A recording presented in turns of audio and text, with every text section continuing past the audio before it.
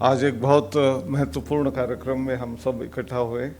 माननीय शिक्षा मंत्री धर्मेंद्र प्रधान जी ने और भी अच्छे तरीके से हमारी उद्देश्य क्या है, राष्ट्रीय शिक्षा नीति और उसके सहारे हम कहाँ तक 2047 तक पहुँचना चाहिए, और इसलिए इस साल का जो 31वां फाउंडेशन डे है, इसमें एनसीटीए ने समर्थ शिक्षक सशक्त भारत ऐसा जो चुनाव किया है उसका, तो बहुत ही बेहतरीन है।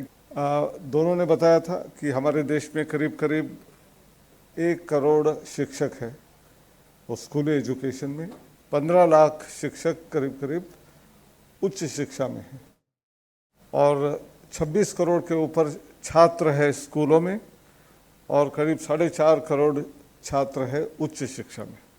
और इन सभी छात्रों को यदि सही शिक्षा, अच्छी शिक्षा, उच्चतर शिक्षा मिलनी है तो उसके लिए हमारे शिक्षकों को तैयार करने की बहुत आवश्यकता है।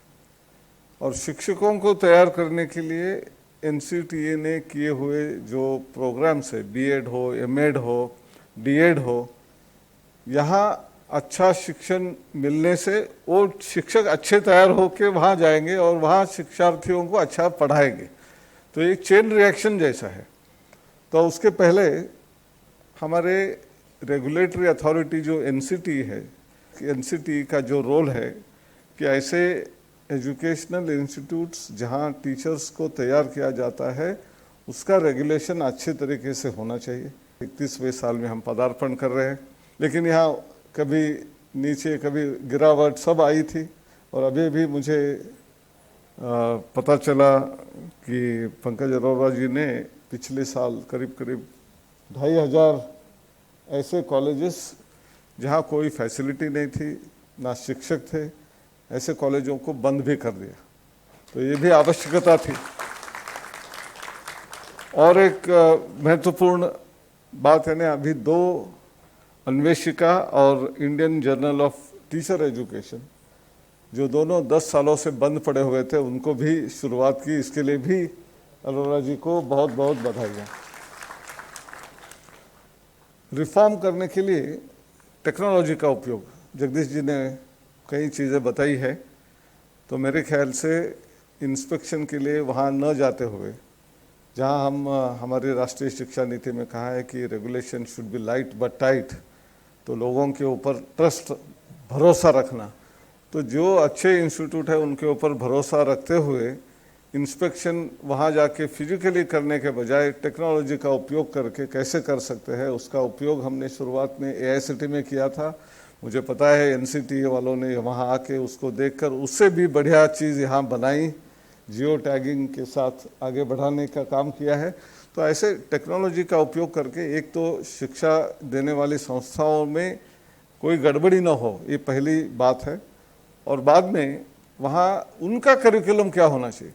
देखिए, शिक्षकों को तैयार करने वालों का जो करिकुलम डिज़ाइन होगा वो और भी बेहतरीन होना चाहिए।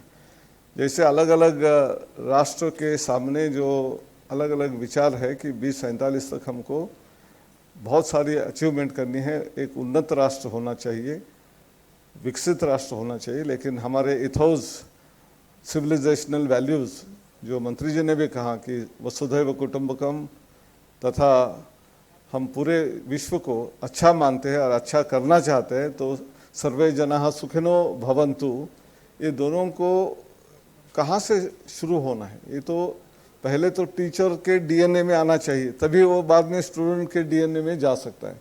तो इसलिए एनसीटी का रोल एज ए रेगुलेटर कम, जो हम करिकुलम डिज़ाइन करने के लिए भी जो प्रोग्राम होने वाले हैं उसमें क्या क्या बदलाव की ज़रूरत है, इसको भी ध्यान देना चाहिए। जगदीश जी ने एआई का बहुत सारा जिक्र किया कि कैसे हमको एआई को अडॉप्ट करना चाहिए, लेकिन इसके अलावा मंत्री जी ने जो कहा था बचपन में जो जाडुई पिटारा के माध्यम से छात्रों को इंक्विजिटिवनेस पैदा करने के लिए जो व्यवस्था पहले 3 साल में की गई है, उसके ऊपर हमारे पुराने 3 R's के बारे में, रीडिंग, राइटिंग और अरिथमेटिक, उसके साथ साथ 6ठी कक्षा के बाद में स्किल डेवलपमेंट, मोटर डेवलपमेंट, उसके अलावा पूरी फ्लेक्सिबिलिटी लास्ट 4 इयर्स में जो स्कूली एजुकेशन में हमने बताई है, इसके लिए हर लेवल पर अलग टाइप के टीचर्स की ज़रूरत होने वाली है। एक कॉमन बीएड से शायद वो सब लोग चाहेंगे कि हम हाई स्कूल में ही पढ़ाएंगे, हायर इसमें ही जाना चाहेंगे, लेकिन स्कूली शिक्षा में बचपन में बच्चों की साइकोलॉजी समझकर जो 3 साल के बच्चे वहाँ आएंगे उनको कैसे डील करना पड़ेगा, जब वो 6, 7, 8 साल के हो जाएंगे तब मिड स्कूल में कैसे उनको ट्रीट करना पड़ेगा, और जब स्किल एजुकेशन के बारे में बताएंगे तब बहुत सारे जगह में बताएंगे कि ये सब हमारे घर में काम करने के लिए लोग हैं, हमको ये क्यों सीखना चाहिए। तो इन लोगों को सही ढंग से पेश करने के लिए करिकुलम में वो एक इम्पॉर्टेंट फैक्टर तैयार करनी है, और हर टीचर को एम्पैथेटिक होने के लिए, क्योंकि आज एम्पैथी की बहुत बहुत ज़रूरत है। तो कैसे हम लोगों को एक अलग अलग कम्युनिकेशन स्किल की बात होती है, मातृभाषा में शिक्षा की बात हो रही है, अपनी भारतीय ज्ञान परंपरा की बात हो रही है, लेकिन ये सब समझाने के लिए टीचर्स को तैयार करने का जो करिकुलम होगा ये सबसे बेहतरीन होने की ज़रूरत है। उसके ऊपर भी हमको ध्यान देने की बहुत आवश्यकता है। उसके अलावा जब अन्वेषिका और ये टीचर एजुकेशन जर्नल की बात हुई, 10 साल के बाद शुरू हुई है, लेकिन अलग अलग स्कूलों में अभी 5 सितंबर को टीचर्स अवार्ड भी दिए जाएंगे। तो जगदीश जी कमेटी में थे, मैं जानता हूँ कि पिछले 3-4 साल से टीचर्स का चुनाव जो इस अवार्ड के लिए किया जा रहा है बहुत ही बेहतरीन तरीके से हो रहा है। जैसे हमारे पद्मश्री अवार्ड के लिए भी बहुत अच्छे अच्छे लोगों को चुना जा रहा है, ये पहले नहीं होता था, ये 10 साल की प्रोग्रेस है। तो इसमें बहुत सारे टीचर्स जो अलग तरीके से इनोवेटिव अप्रोच से शिक्षा में परिवर्तन कर रहे हैं, वो एक दूसरे को सीखने के लिए ये दोनों जर्नल का उपयोग होगा, अन्वेषिका का और Indian journal of teacher education. बहुत ही महत्वपूर्ण बात है। यहाँ बैठे हुए काफ़ी लोगों ने अपने अपने जगह में कुछ न कुछ किया होगा। अब समय बहुत हो गया, मैं ज़्यादा बात नहीं करना चाहूँ, लेकिन टेक्नोलॉजी का उपयोग की बात जब एआई की हो रही थी, उसके साथ साथ आज ऑगमेंटेड रियलिटी, वर्चुअल रियलिटी, इसका भी उपयोग हो रहा है। हम जहाँ एक जगह क्रिटिकल थिंकिंग, एनालिटिकल एबिलिटी को डेवलप करने के लिए एआई बेस्ड टूल्स डेवलप हुए हैं, उनका उपयोग कैसे किया जा सकता है। छात्रों को अच्छी तरीके से समझने के लिए एनिमेशन का उपयोग कैसे किया जा सकता है।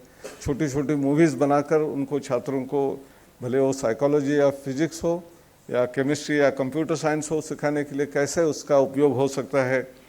वैसे ही there are lots of interesting comics which we can create where students will get excited, will get encouraged to learn that subject।